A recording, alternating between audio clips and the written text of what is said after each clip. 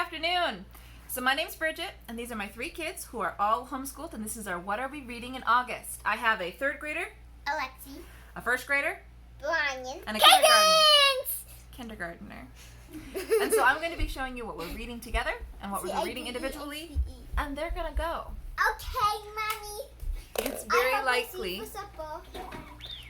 you might hear them throughout the rest of this video. If that bugs you, I'm sorry, but you know what? You probably didn't click on this video if the sound of kids bugs you. Because let's be honest, it's sort of the MO of homeschooling. Anyway, so this is our What Are We Reading in August? And I got this idea and this series from Candice at Homeschool on the Hill. She is one of my favorite homeschool YouTubers.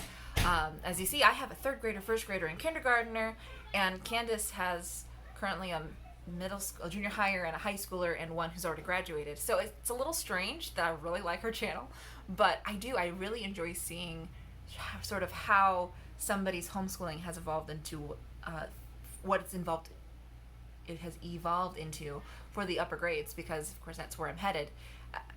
I'm a planner, not a like, okay, this is what we're doing kind of planner, but a planner like, I want to know what I'm getting myself into. I was homeschooled as a kid in my elementary years, and pretty much as soon as I became pregnant, I started looking at homeschooling for my kids. So that's sort of how I look at her stuff. Anyway, so because of that, I'm going to have her stuff linked down in the description, but I just wanted to give that as a heads up as to where this idea came from, and I hope she watches this, just because I know that I like seeing her stuff, and I hope maybe she'll like to see mine.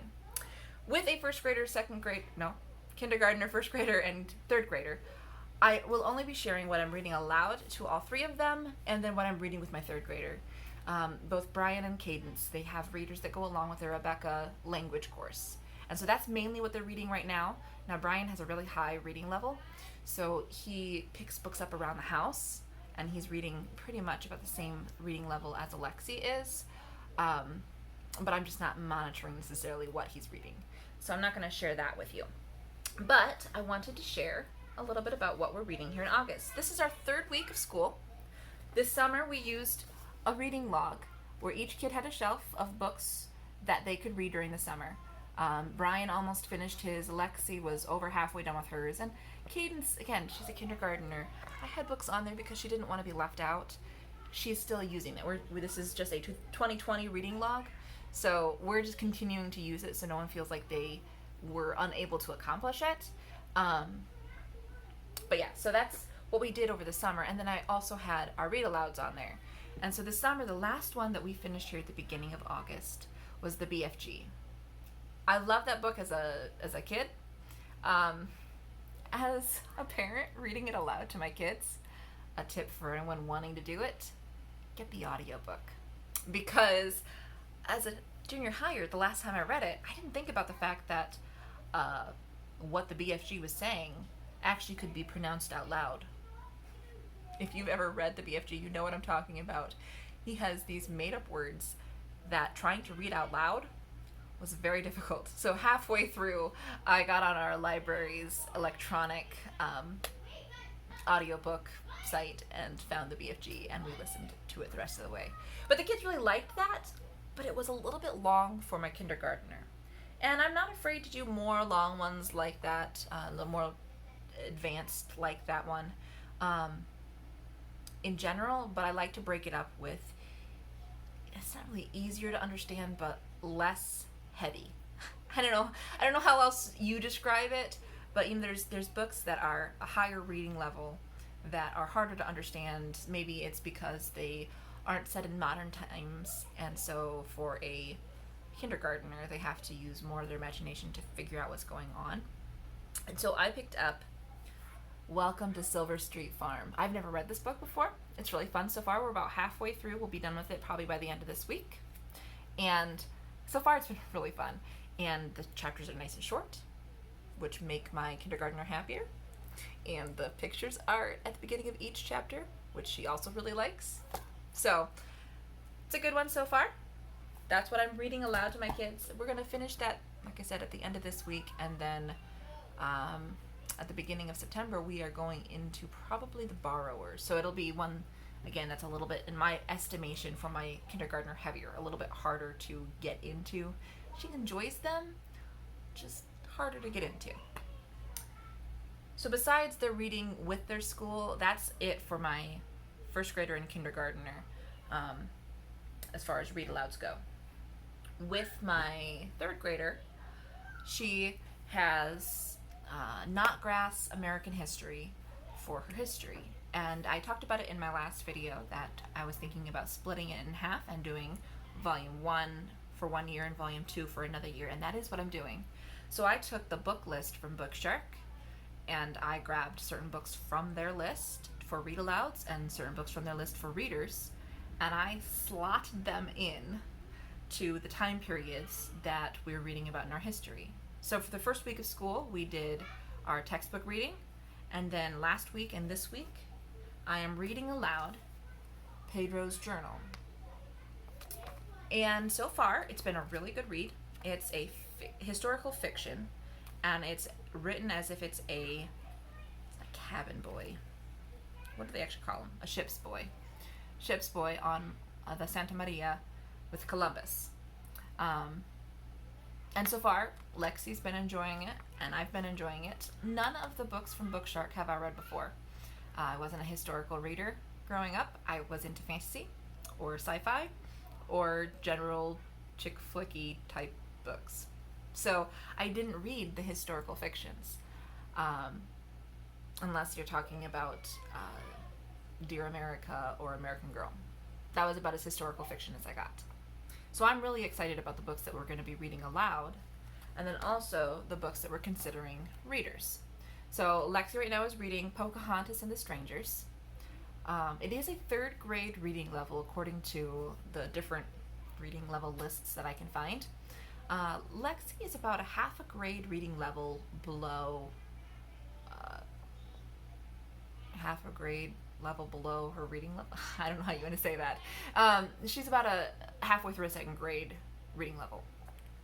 We were a little bit behind in our phonics because we switched programs on her when she was in 1st grade, and she's just still slowly catching up. She's not a voracious reader, never has been. I actually need to get her an eye appointment because I think part of it has to do with the way that she holds books. I'm wondering if she needs some glasses. But, so the way we're doing this is that we read it together. She reads a page, and then I read a page, and she reads a page, and I read a page, and that way she doesn't get super frustrated, and we're still getting the story complete, because this is also part of our history, and it's been good so far. So that's what we're reading for school. That's it. We have other things that we read curriculum-wise. I've got a Bible curriculum that we're using, and I've got some character books, some virtue books. I don't know what do you even call them. It's 10 Boys Who Changed the World and 10 Girls Who Changed the World series. What do you call those? Virtues? I don't know. Anyway, so we have those types of things that I read with the kids. So that's not all the reading we do in a day, but that is what I consider our readers and read-alouds. Then, I love Candice because not only does she share what her boys are reading and what she's reading to her boys, she also shares what she's reading, and that's actually my favorite part of her videos. And so I thought I would include that on mine as well. I have Gentle and Lowly by, who is this by? I'm not going to be able to say it correctly, I'm sure. Dane Ortland? Ortland? I'm not sure. This was a gift from one of my friends who absolutely loved it so much that she bought like 20 so she could start handing them out to people. And I'm only 1 chapter in. So far though, so good. And it is a Christian living book, and it is about who Jesus is. They claim it's the heart of Christ for sinners and sufferers. It's less about what he did and more about his motivations for why he did what he did, as far as I can tell so far. I'm liking it. I'm loving it. I usually try to have one book that I consider either devotional or Christian living, something that is growing my faith, going at a time, as well as a fiction book. Now, got a little burnt out. I just finished my 30 for 30 goal list, and I didn't actually finish it as in completed it. I just finished it as far as time goes. And in it I had 30 books that I wanted to read, and I got to about 12. I'm not a voracious adult reader, but I want to get better. I loved books as a kid, but I know that my kids will read more as I read more. So I'm working on changing some of my habits away from the electronics and more towards the books. It's slow going. So I'm trying really hard. I am. And so right now I have an older book that I think I've read once, but I can't remember for sure if I did. Love Comes Softly. So it's an older book. I got this from our church library. And I just thought it would be fun to read it and then see if I can find the movie somewhere just for the fun of it. You know, give myself a little lighthearted reading. The last thing I read was, the 3 books before this were Voyage of the Dawn Treader. That's an easy read. But then I had The Hobbit and Little Women, which were both not easy reads, but they were on my list of books I wanted to read. So I needed something a little bit light. So I actually haven't started it yet. It's sitting next to my bed.